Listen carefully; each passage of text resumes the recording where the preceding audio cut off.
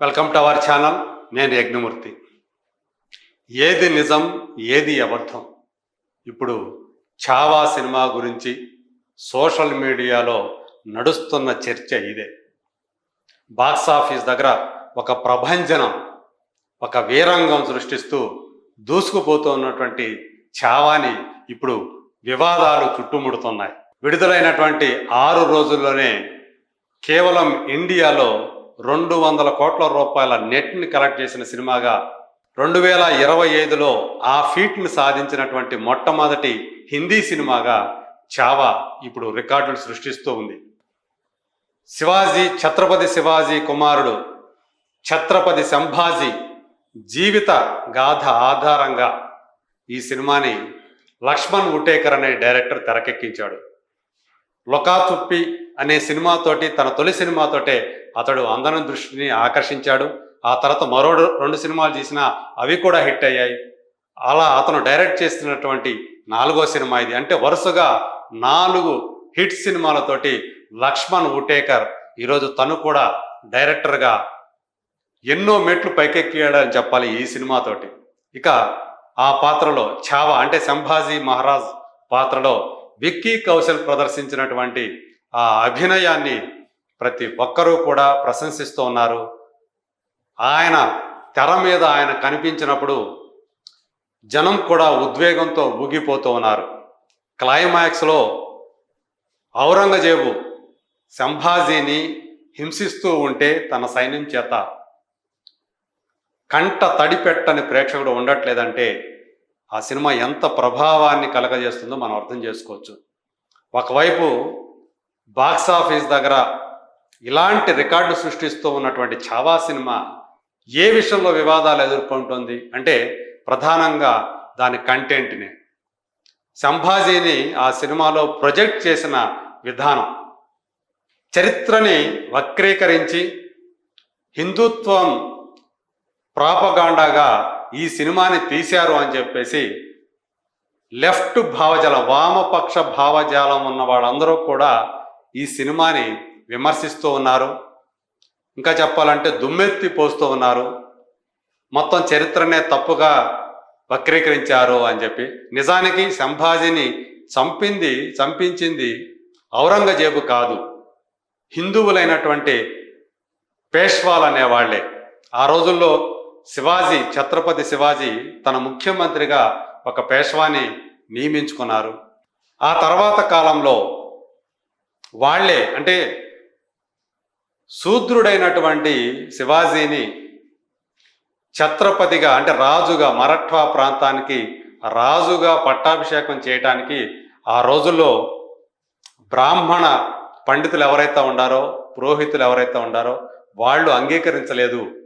దానికోసం ఆయన చాలా డబ్బు వెచ్చించాల్సి వచ్చింది శివాజీ అని ఇంకో రకమైనటువంటి కథనం. అంటే అడుగడుగున ఆయన ఆ రోజుల్లో బ్రాహ్మణులు అవమానాలు పాలు చేశారు. వాళ్లే కక్షగట్టి తర్వాత సంభాజీని కూడా చంపించింది ఆ పేష్వాలు అనేవాళ్లే, వాడు బ్రాహ్మణుడు అని చెప్పేసి లెఫ్ట్ వింగ్కి సంబంధించినటువంటి వాళ్ళందరూ కూడా మేధావులు అనండి లేదా విమర్శనకారులు అనండి, వాళ్ళందరూ కూడా ఆ పాయింట్, ఆ దిశగా వాళ్ళందరూ కూడా దాన్ని చెప్తూ ఉన్నారు. కాబట్టి ఆ సినిమాలో చూపించిందంతా కూడా సంభాజీని అనవసరంగా ఒక ధీరోదాత్తుడిలాగా, ఒక వీరుడిలాగా చూపించారు. ఆయన నిజానికి ఒక యువతిని ఆయన చెరబెడితే స్వయంగా తండ్రి శివాజీనే సంభాజీని ఖైదు చేయించాడు అని చెప్పేసి, ఈవెన్ శివాజీ చనిపోయినప్పుడు కూడా ఆయన ఖైదులోనే, కారాగారంలోనే ఉన్నాడు సంభాజీ. అలాంటి మనిషి సంభాజీని, అలాంటి వాడు అంటే ఆడవాళ్ళను చూస్తే వదిలిపెట్టని మనస్తత్వం ఉన్నటువంటి సంభాజీని ఈ సినిమాలో వీరుడిగా చూపించారు అనవసరంగా. చాలా ఔరంగజేబుని ఎదుర్కొన్నాడని చూపించారు. చివరిలో మళ్ళీ దానికి మతం రంగు పులిమి, నువ్వు గనక ఇస్లాం మతంను స్వీకరిస్తే నేను నిన్ను వదిలిపెట్టేస్తాను, నీ రాజ్యాన్ని నీకు అప్పగిచెప్పేస్తాను అని ఔరంగజేబు చేత అనిపించారు. ఇదంతా కూడా కట్టు కథ కల్పితం, ఇది చరిత్ర కాదు అని వీళ్ళందరూ కూడా లెఫ్ట్ వింగ్ విమర్శనకారులందరూ కూడా ఈ సినిమాని విమర్శిస్తూ ఉన్నారు. అలా ఇది వివాదాలకు కారణమవుతుంది. మరోవైపు ఈ సినిమా ఏ కథ ఆధారంగా తయారు చేశారో చూడమని చెప్పేసి రైట్ వింగ్ వాళ్ళందరూ కూడా ఈ సినిమాని సపోర్ట్ చేస్తూ ఉన్నారు. శివాజీ సావంత్ అనే ఒక రచయిత రాసినటువంటి అదే పేరుతో ఛావా అనే పేరుతో రాసినటువంటి పుస్తకం ఏదైతే ఉందో అది సంభాజీ జీవిత కథ. దాన్ని తీసుకునే లక్ష్మణ్ ఉటేకర్ ఈ సినిమాని రూపొందించాడు. నిజానికి మీరు ఇప్పుడు చెప్తున్న లెఫ్ట్ వింగ్ వాళ్ళు ఏదైతే చెప్తున్నారో అదంతా కూడా అప్పటి కొంతమంది చరిత్రకారులు కావాలని తప్పుగా రాయించారు తప్ప నిజానికి సంభాజీ మహావీరుడు, శివాజీకి ఏమాత్రం తగ్గనటువంటి ధీరుడు. ఇంకా చెప్పాలంటే తండ్రిని మించినటువంటి తనయుడు, వీరత్వంలో కానివ్వండి, ధైర్య సాహసాలో కానివ్వండి అని కొంతమంది వాదిస్తూ ఉన్నారు. ఛావా అనే నవలలో అదే రాయబడింది.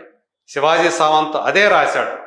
సో దాన్ని తీసుకునే ఆ ఎస్సెన్స్ని తీసుకునే ఆ పాత్రకి రూపకల్పన చేశాడు లక్ష్మణ్ ఉటేకర్. ఆ పాత్రలో అందుగురించే తను చేసినటువంటి ఈ పాత్ర కోసం విక్కీ కౌశల్ చేసినటువంటి శ్రమ మామూలుది కాదు. 13 నెలల పాటు ఈ సినిమా షూటింగ్కి ముందు 13 నెలల పాటు ఆ పాత్ర కోసం అతను తయారయ్యాడు. కత్తి యుద్ధాలు నేర్చుకున్నాడు, గుర్రపు స్వారీ నేర్చుకున్నాడు, అనేక పోరాట విద్యల్లో ట్రైనింగ్ తీసుకున్నాడు. అలాగే 100 కిలోల బరువు రావటం కోసం రోజుకి 8 సార్లు భోజనం చేశాడు, అది కూడా ట్రైనర్ల పర్యవేక్షణలో. అలా తన బరువును పెంచుకున్నాడు. మరి బరువు పెరిగితే ఆకారం కూడా పెరిగిపోతుంది కాబట్టి, మారిపోతుంది కాబట్టి మళ్ళీ ఆ ఫిట్నెస్ కోసం విపరీతంగా కష్టపడ్డాడు, విపరీతమైనటువంటి వ్యాయామం చేశాడు, కండలు పెంచాడు. సరిగ్గా ఒక ధీరుడు వీరుడు ఎలా ఉండాలో అలా ఆ పాత్ర కోసం అతను తయారయ్యాడు. ఇక ఆయన చెప్తున్నటువంటి డైలాగులు అనేక ఉద్వేగ భరిత సన్నివేశాల్లో విక్కీ కౌశల్ చెప్పినటువంటి డైలాగ్స్ కానివ్వండి, ఆయన ప్రదర్శించినటువంటి హావభావాలు కానివ్వండి, ప్రేక్షకుల్లో నిజంగా రోమాలు నిక్కబొడుచుకుంటాయంటారే అలాంటి ఎమోషన్స్ని ఆయన క్రియేట్ చేయగలిగాడు తన నటన చేత. అందుగురించే ఆ స్థాయి కలెక్షన్స్ ఈరోజు ఈ సినిమా రాబడుతూ ఉంది. రాబోయే రోజుల్లో ఇంకా మరిన్ని రికార్డుల్ని ఈ సినిమా సాధించే అవకాశం ఉంది. సో ఇది ఏది నిజం ఏది అబద్ధం అంటే, ఏది నిజం ఏది కల్పితం, ఏది వాస్తవం ఏది కల్పితం అంటే ప్రస్తుతానికి అందరూ కూడా చాలామంది ఒక కన్ఫ్యూజన్ స్టేట్లో ఉన్నారనేది మాత్రం వాస్తవం. ఎందుకంటే ఇది ఎప్పుడో 1680 అంటే 1689లో ఔరంగజేబు ఆయనను చంపించాడని మనకి అందులో చూపించారు. అంటే ఇన్ని సంవత్సరాల కాలం జరిగింది. అందులో కొంతమంది కల్పించుంటారు, ఏవో కల్పిస్తారు, ఒక వీరుణ్ణి చేయడం కోసం కల్పించుతాడు, లేదా ఆయన వీరుడే కాదు అని చెప్పేసి ఇంకొంతమంది ఆయన వ్యతిరేకించే వాళ్ళు ఆ రకమైనటువంటి చరిత్రను రాసి ఉండవచ్చు.